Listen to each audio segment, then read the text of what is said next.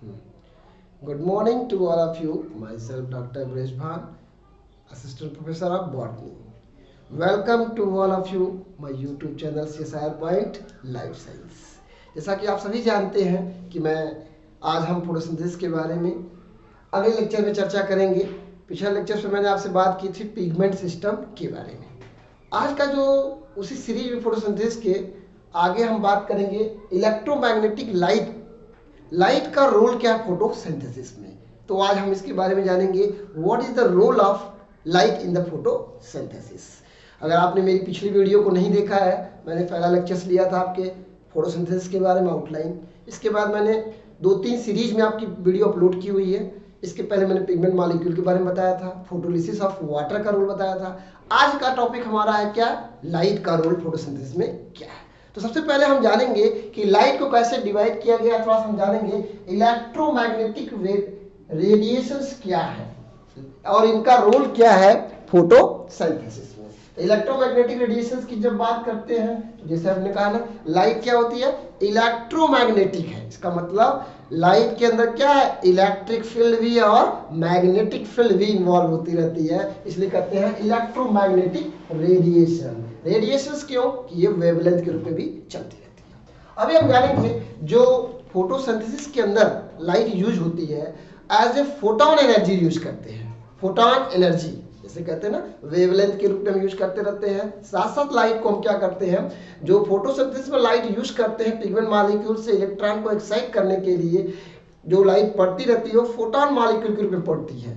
तो जानना हमको पड़ेगा फोटोन मॉलिक्यूल क्या है। Photon is the packet of energy packet है, जिसे कहते हैं फोटोन मॉलिक्यूल। और जिसको मैंने अपने चर्चा पिछले लेक्चर में बात की थी, पिगमेंट मॉलिक्यूल कैसे लाइट पड़ती है और पिगमेंट मॉलिक्यूल एक्टिवेट होते हैं। आज हम बात करेंगे लाइट की। जब हम बात करेंगे तो देखेंगे कि इलेक्ट्रोमैग्नेटिक रेडिएशंस का अगर आप देखेंगे तो इसको डिवाइड किया गया कैसे। इसको वेवलेंथ जो होता है अगर इसके मीटर में मेजर किया जाता है तो देखिए सबसे पहले कॉस्मिक रेज है यहाँ पे 10⁻14 से 10⁻12, फिर गामा रेज जो शॉर्ट वेवलेंथ है देखिए ना, और एक्स रेज, अल्ट्रावायलेट रेज, इसके बाद इंफ्रारेड। अल्ट्रावायलेट और इंफ्रारेड के बीच में एक रीजन है जिसका नाम है विजुअल रेज। पता है विजुअल रेज। और आपको पता है कि हमारी cosmic rays, gamma rays, X rays, ultraviolet, microwaves, TV, radio, ये सब वेव्स जो आपके है ना, हमको दिखाई नहीं देता है। हमारी आंखों से ये विजुअल नहीं होता है। हमको सिर्फ एक लाइट विजुअल होती है। जो लाइट विजुअल होती है उसे कहते हैं विजुअल रेज, जिसकी रेडिएशंस के बीच में होती है 10⁻⁸ से लेकर 10⁻�6 मीटर की जो वेवलेंथ होती है, उस वेवलेंथ में क्या होती है, विजुअल रेज भी आती है। और इस विजुअल रेज में की रेडिएशंस जो होती है हमको दिखाई देती हैं। विजुअल रेज में कौन कौन सी आती हैं, जिसे कहते हैं विजुअल रेज में आती हैं violet, indigo, blue, green, yellow, orange, red. ये जो हमारी रेडिएशंस है violet, indigo, blue, green, yellow, orange और रेड, ये क्या इन्हीं रेडिएशंस को हम देख पाते हैं। तो विजुअल रेडिएशन सिर्फ हमारी आंखों से विजुअल होती है, जिनको हम देख पाते होते हैं। और इनकी रेंज क्या होती है, जैसे मैंने कहा ना, ये कहते हैं कि 390 से लेकर के 780 तक की एनएम की वेवलेंथ इसके अंदर आती है। 390 से लेकर के और 780 तक एनएम तक की लाइट जो होती है विजुअल रेंज होती है। ये कितने होती है, 390 से लेकर के 780 एनएम तक की जो लाइट होती है उसे कहते हैं विजुअल रेज कहते रहते हैं। इस विजुअल रेज में आप देखेंगे जो हमें देखना है कि फोटोसिंथेसिस के लिए कौन सी लाइट सबसे इंपॉर्टेंट है।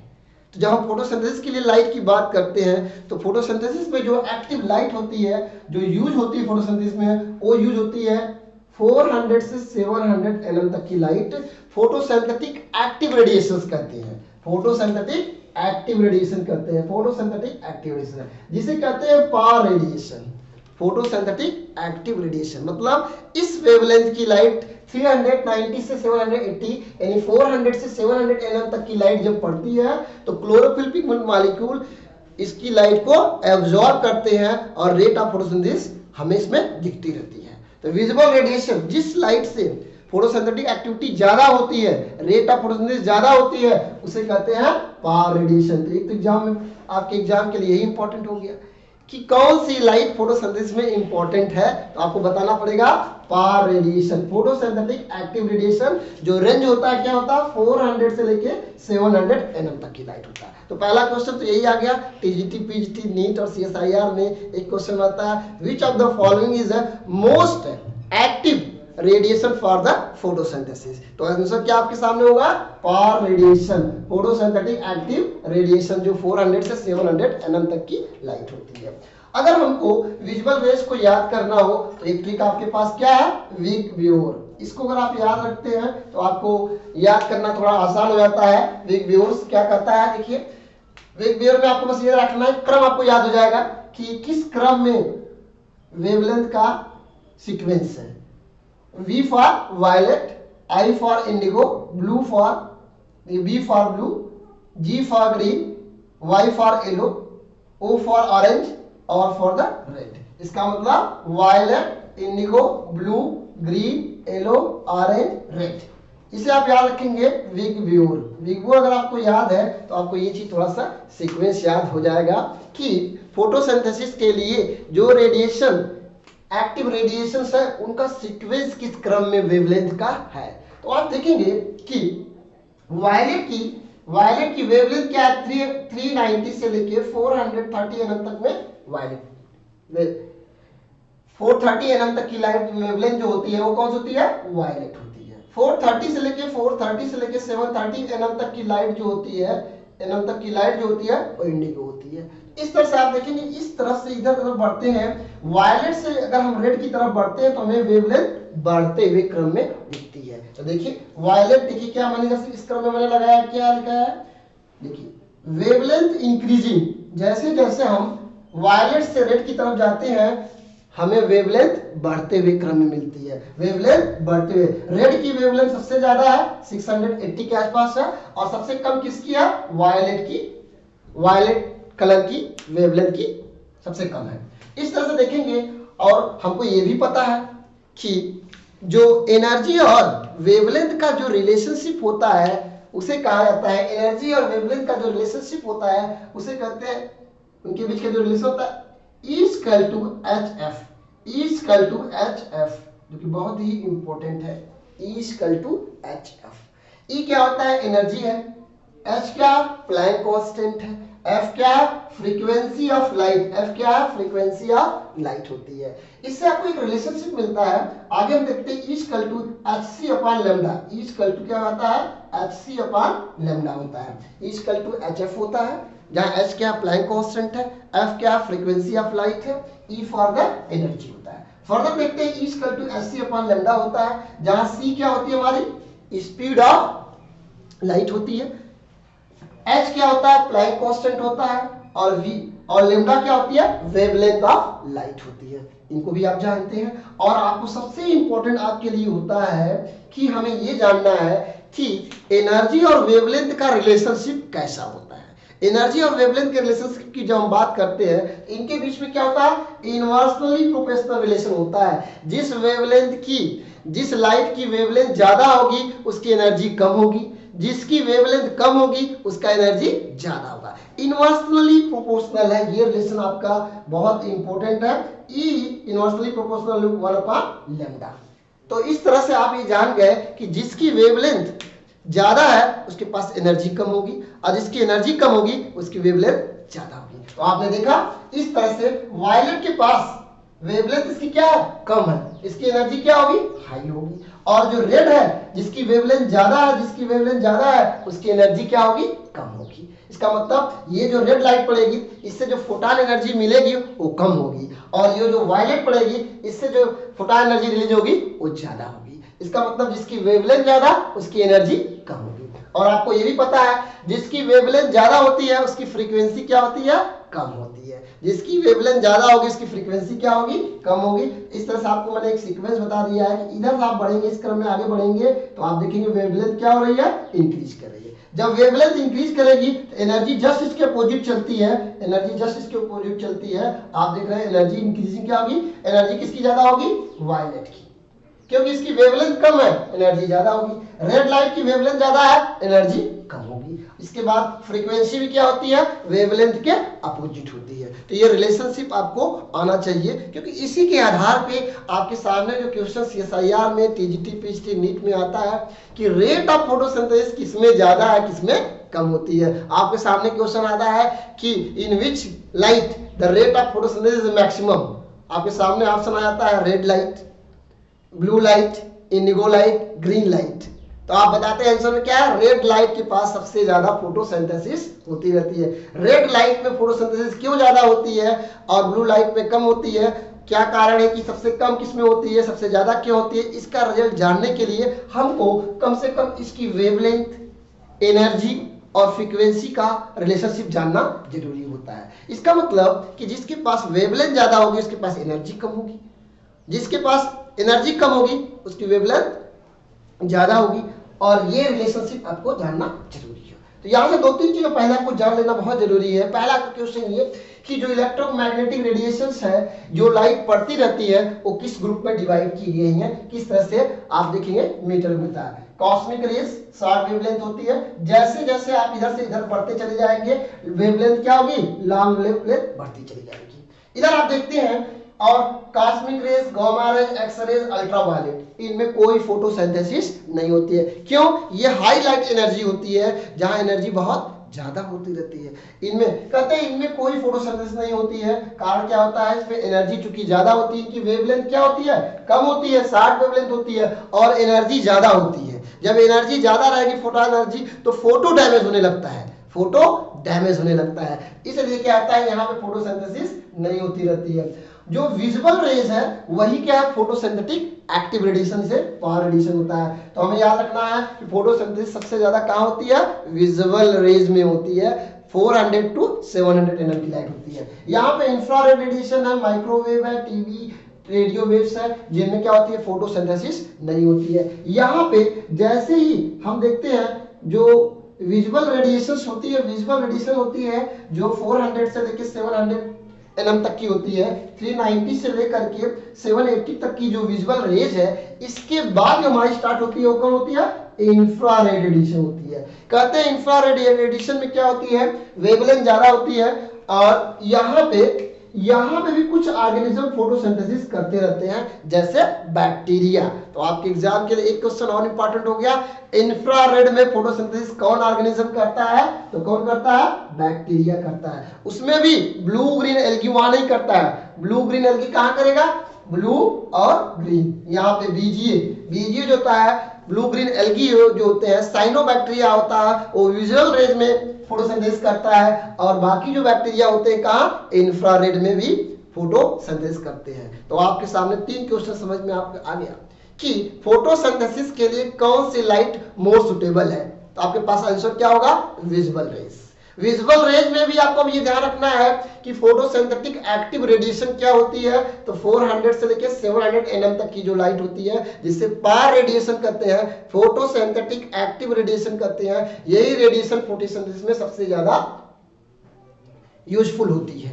अब हमारे सामने क्वेश्चन आता है, इंफ्रारेड में फोटोसिंथेसिस होती है कि नहीं होती है। इसका आंसर क्या होगा, बैक्टीरिया इंफ्रारेड में भी फोटोसिंथेसिस करता रहता है।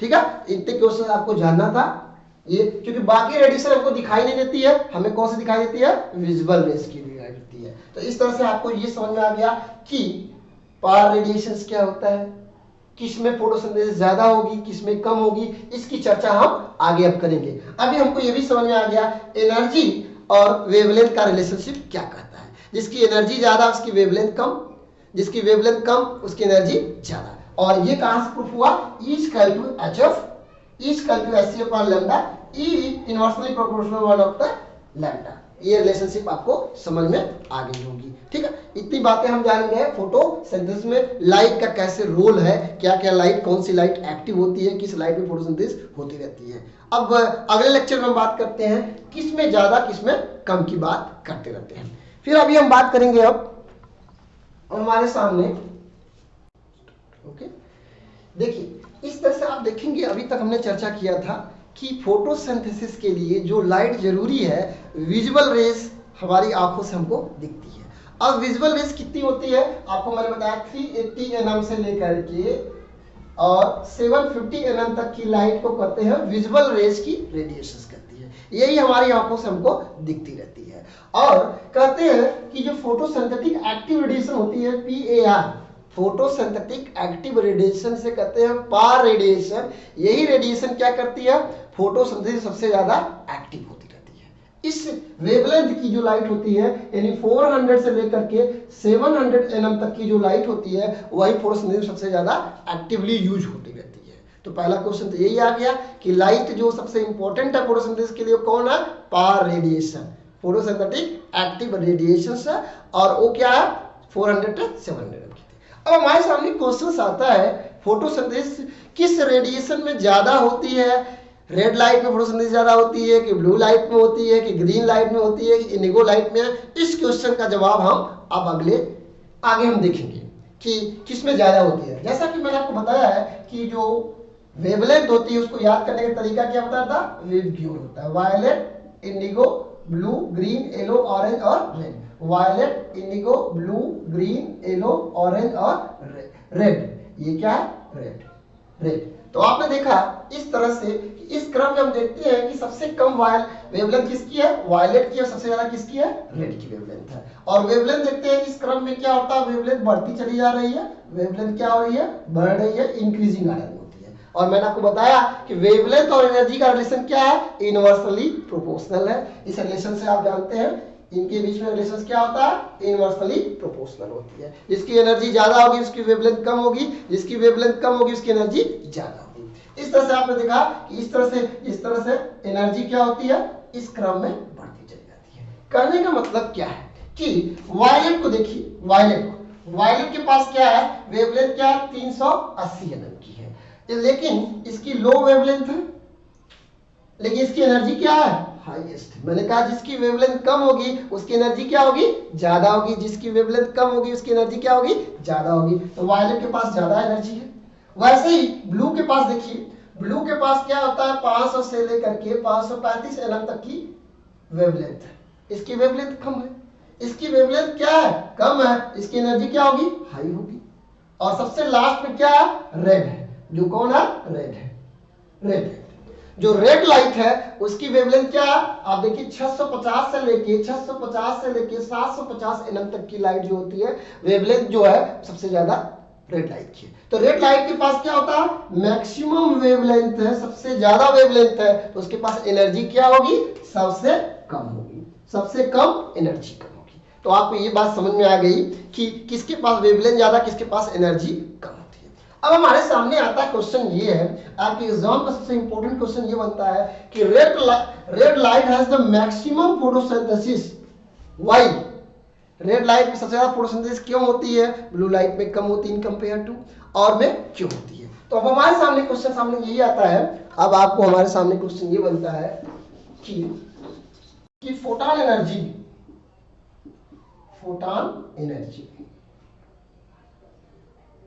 जो फोटॉन एनर्जी है इसे कहते हैं एनर्जी पैकेट,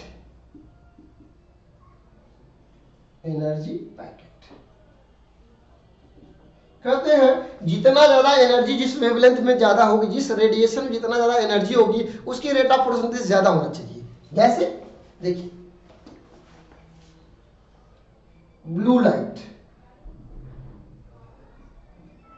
इसके पास, ब्लू लाइट के पास क्या है, हाई एनर्जी है,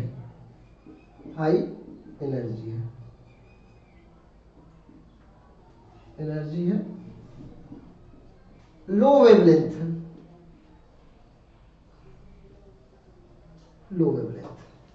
हाई एनर्जी है और लो वेवलेंथ है। और रेड के पास क्या है,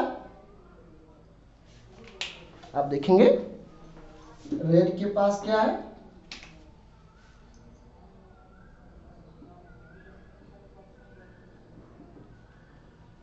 high wavelength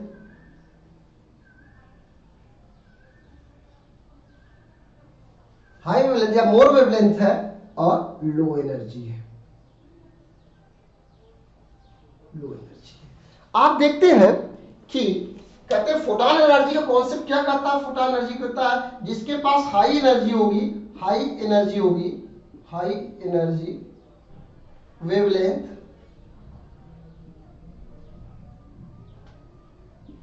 high energy wavelength जो होगी, हाई एनर्जी वेवलेंथ होगी, वहां पे क्या होगी, मोर फोटोसिंथेसिस होगी। मोर फोटोसिंथेसिस हो गया। जिसके पास एनर्जी ज्यादा होगी उसकी फोटोसिंथेसिस रेट क्या होगी, ज्यादा होगी, मोर फोटोसिंथेसिस होगी।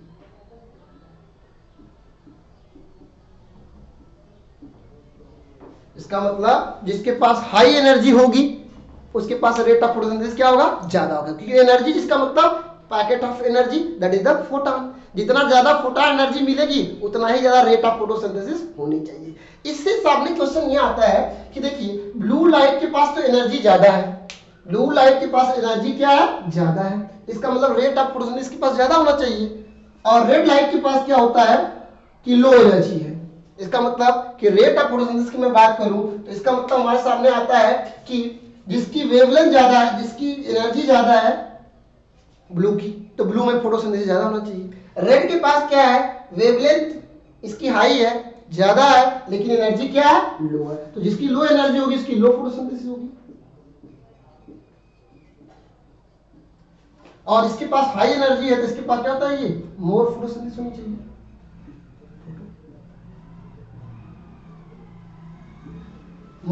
लेकिन रिजल्ट क्या कहता है, ब्लू लाइट में फोटोसिंथेसिस क्या होती है, कम होती है, रेड लाइट में ज्यादा होती है। ये क्वेश्चन आपके एग्जाम में कई बार आया है। क्या कारण है कि ब्लू लाइट के पास हाई एनर्जी होने के बावजूद, जो कि रूल ये कहता है कि जिसके पास ज्यादा एनर्जी होगी, जो हाई फोटॉन एनर्जी होगा, वो रेट ऑफ फोटोसिंथेसिस में ज्यादा पार्टिसिपेट करेगा, उसकी रेट ऑफ फोटोसिंथेसिस ज्यादा होगी। इस अनुसार ब्लू के पास हाई एनर्जी है, मोर एनर्जी है, मोर फोटोसिंथेसिस होनी चाहिए, और रेड के पास लो एनर्जी है तो लेस फोटोसिंथेसिस होनी चाहिए। लेकिन जस्ट उल्टा होता है, रेड लाइट के पास क्या होता है, रेड लाइट में फोटोसिंथेसिस रेट ज्यादा होती है, ब्लू लाइट में फोटोसिंथेसिस रेट कम होती है। ये बहुत इंपॉर्टेंट क्वेश्चन है जो टीजीटी, पीएचडी, नीट, सीएसआईआर में भी आया हुआ है, तो इसको लिए जानना जरूरी ये है कि आता है आपके सामने कि हाई एनर्जी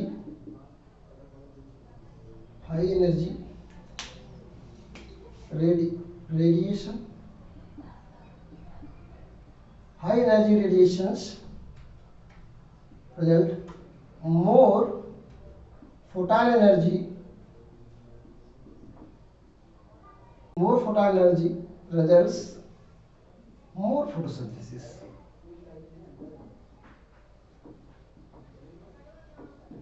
मोर फोटोसिंथेसिस, जिसके पास एनर्जी ज्यादा होगी, जिस रेडिएशंस में, जिस लाइट में एनर्जी ज्यादा होगी उसमें रेट ऑफ फोटोसिंथेसिस ज्यादा होगी। इस अकॉर्डिंग तो क्वेश्चन सामने हमारे सामने आता है, क्वेश्चन ये बहुत इंपॉर्टेंट है कि ब्लू लाइट के पास, ब्लू लाइट मोर एनर्जी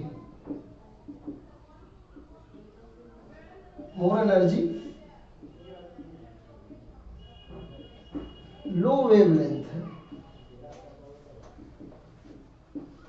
और रेड लाइट जो होती है, रेड लाइट के पास क्या है, लेस एनर्जी है और हाई वेवलेंथ है, हाई इसका मतलब ये सामने हमारे सामने क्वेश्चन आता है कि ब्लू लाइट के पास क्या होना चाहिए, ब्लू लाइट के पास क्या आता है, मोर फोटोसिंथेसिस होनी चाहिए, मोर फोटोसिंथेसिस होनी चाहिए,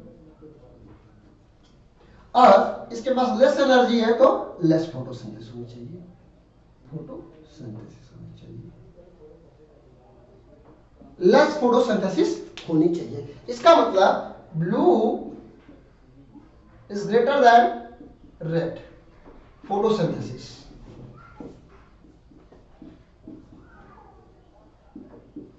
ऐसा होना चाहिए, जो कॉन्सेप्ट ये कहता है कि जिसके पास एनर्जी ज्यादा है उसके पास फोटॉन एनर्जी ज्यादा होगी, पैकेट ऑफ एनर्जी ज्यादा होगी तो पिगमेंट मॉलिक्यूल को ज्यादा एक्टिवेट करेगा, जब पिगमेंट ज्यादा एक्टिवेट होगा तो इलेक्ट्रॉन इमिट होगा, और ज्यादा जो होता है इलेक्ट्रॉन कैरियर प्रोटीन के द्वारा इलेक्ट्रॉन को ट्रांसफर किया जाएगा और एटीपी और एनएडीपी का प्रोडक्शन होगा और रेट ऑफ फोटोसिंथेसिस क्या होगी, ज्यादा होगी। लेकिन यहाँ पे इस अकॉर्डिंग तो ये कहता है कि blue light have the more photosynthesis, but actually क्या रिजल्ट कहता है, रिजल्ट ऐसा होता नेचर में नहीं है। रेड लाइट के पास फोटोसिंथेसिस ज्यादा होती है ब्लू लाइट के कंपेयर में। रेड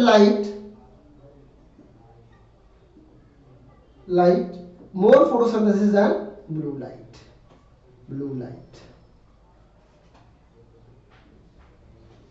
रेड लाइट के पास क्या होती है, रेट ऑफ फोटोसिंथेसिस क्या ज्यादा होती है। यही आपका आंसर होता है, रेड लाइट के पास फोटोसिंथेसिस ब्लू लाइट से ज्यादा होती है। अब हमारे सामने बात यह आती है कि आखिर क्या कारण है कि फोटोन एनर्जी ब्लू लाइट के पास ज्यादा है, तो rate of photosynthesis blue light की होनी चाहिए। लेकिन रेड लाइट का फोटोन एनर्जी कम है तो रेट ऑफ फोटोसिंथेसिस कम होना चाहिए। लेकिन रेड लाइट में फोटोसिंथेसिस ज्यादा होती है, ब्लू लाइट में फोटोसिंथेसिस कम होती है। ये क्वेश्चन कई बार नीट में, CSIR में, TGT PST में है। उसका कारण क्या है ये जानना जरूरी हमको है। तो आप देखेंगे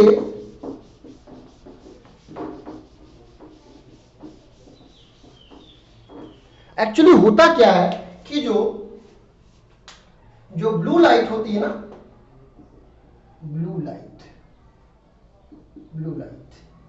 लाइट के पास क्या होता है, एनर्जी तो ज्यादा होती है लेकिन उसकी मैक्सिमम एनर्जी क्या होती है ना, दूसरे कामों में खर्च हो जाती है और कम मात्रा में फोटोसिंथेसिस में यूज होती रहती है, जिस वजह से ब्लू लाइट में एनर्जी ज्यादा होने के बाद भी फोटोसिंथेसिस कम होती है। रेड लाइट में एनर्जी कम होने के बाद भी वो जितनी एनर्जी यूज होती है वो सब के सब फोटोसिंथेसिस में यूज हो जाती है। इसलिए rate of photosynthesis red light में ज्यादा आता है। ब्लू लाइट में क्या होता है, एनर्जी ज्यादा होने के बाद भी उसकी एनर्जी दूसरे कामों में यूज हो जाती है, रादर देन फोटोसिंथेसिस में कम यूज हो पाती है। इस वजह से क्या होता है, ब्लू लाइट में फोटोसिंथेसिस कम हो जाती है और रेड लाइट में फोटोसिंथेसिस ज्यादा जाती है।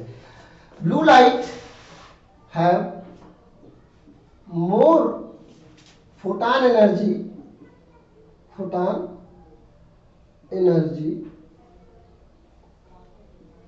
but less photosynthesis because देखिए इसके पास मोर फोटोन एनर्जी होती है फिर भी क्या होता है, लेस फोटोसिंथेसिस करता है। कारण क्या होता है कि इसके पास कई कारण होता है। पहला कारण ये होता है कि ब्लू लाइट में जो होती है, ब्लू लाइट की maximum more energy involve in non photochemical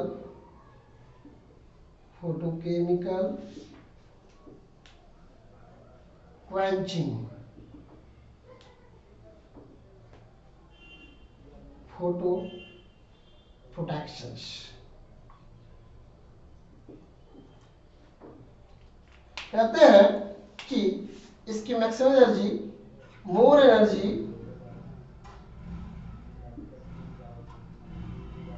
utilize in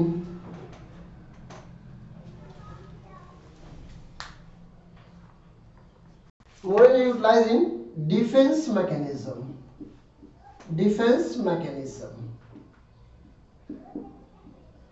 or released as heat के रूप में रिलीज होती रहती है। तीसरा क्या होता है, more energy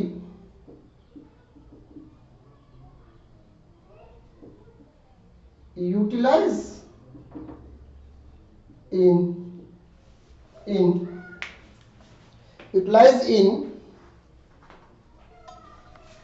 formation of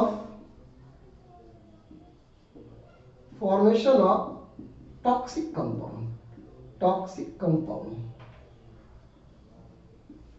कहते हैं कि देखिए ये बड़ा इंपॉर्टेंट है यहां से कि क्या कारण है कि ब्लू लाइट में फोटोन एनर्जी ज्यादा है तो रेट ऑफ फोटोसिंथेसिस ज्यादा होना चाहिए रेड लाइट के कंपेयर में, लेकिन ऐसा नहीं होता है।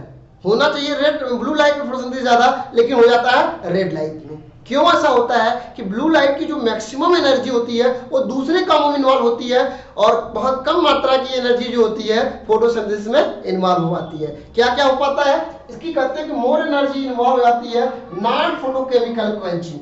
फोटो प्रोटेक्शन में यूज आती है।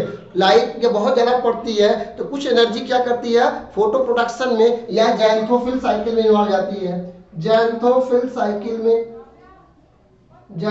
साइकिल में इन्वॉल्व हो जाती है, इसे कहते हैं फोटो प्रोटेक्शन। यानी जब हाई लाइट इंटेंसिटी पड़ती है, ज्यादा एनर्जी क्या करती है, डिफेंस मैकेनिज्म में यूज आती है। फोटो जो पिगमेंट मॉलिक्यूल है उनको प्रोटेक्ट करने में इन्वॉल्व हो जाती है, इसलिए ये एनर्जी यहाँ पे यूज हो जाती है, तो इसकी एनर्जी कम हो जाती है। दूसरा क्या होती है, मोर एनर्जी, कुछ एनर्जी क्या होती है, डिफेंस मैकेनिज्म में यूटिलाइज हो जाती है, डिफेंस, और कुछ एनर्जी क्या होती है, हीट के रूप में रिलीज आती है। तो जो हीट के रूप में एनर्जी यूज हो जाएगी वो भी फोटोसिंथेसिस में कोई यूज नहीं हो पाएगा। और कहते हैं कुछ energy more energy formation of toxic compound, कुछ तो टॉक्सिक कंपाउंड बनाने में इन्वॉल्व हो जाती है, कुछ क्या होती है हीट के रूप में ली जाती है, कुछ क्या होती है डिफेंस मैकेनिज्म में यूज आती है, फोटो प्रोटेक्शन या नॉन फोटो क्वेंचिंग में होती है। इसलिए कहते हैं कि लेस अमाउंट की जो एनर्जी होती है यूटिलाइज हो जाती है, लेस अमाउंट ऑफ एनर्जी होती है utilize in photosynthesis, less amount of energy utilized in the photosynthesis, that is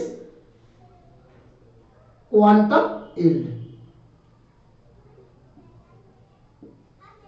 होती है।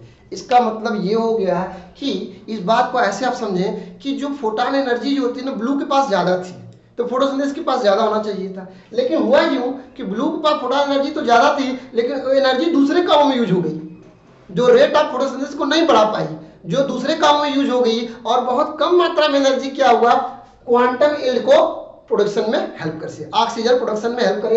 एक्चुअल प्रोडक्शन जो होते हैं फोटोसिंथेसिस में बहुत less amount of energy use होती है, और ज्यादा एनर्जी कहाँ यूज हो गई, टॉक्सिक कंपाउंड बनाने में, हीट के रूप में रिलीज हो गया, जो फोटोसिंथेसिस में कोई यूज नहीं हो पा रहा है।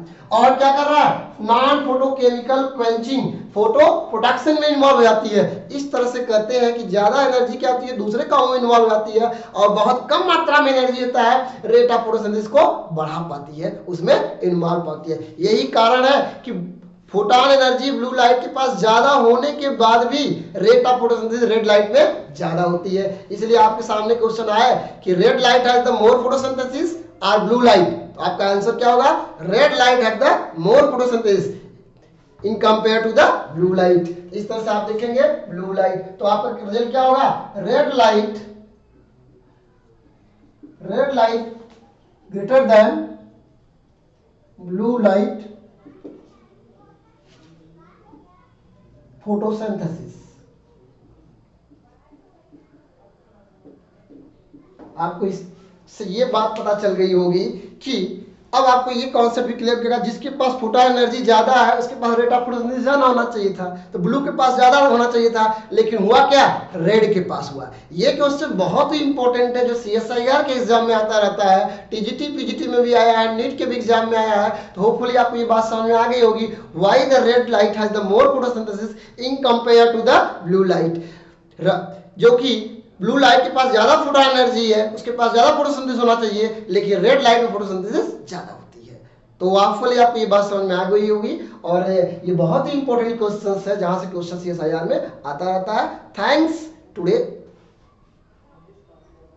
आज के लिए इतना ही लेक्चर।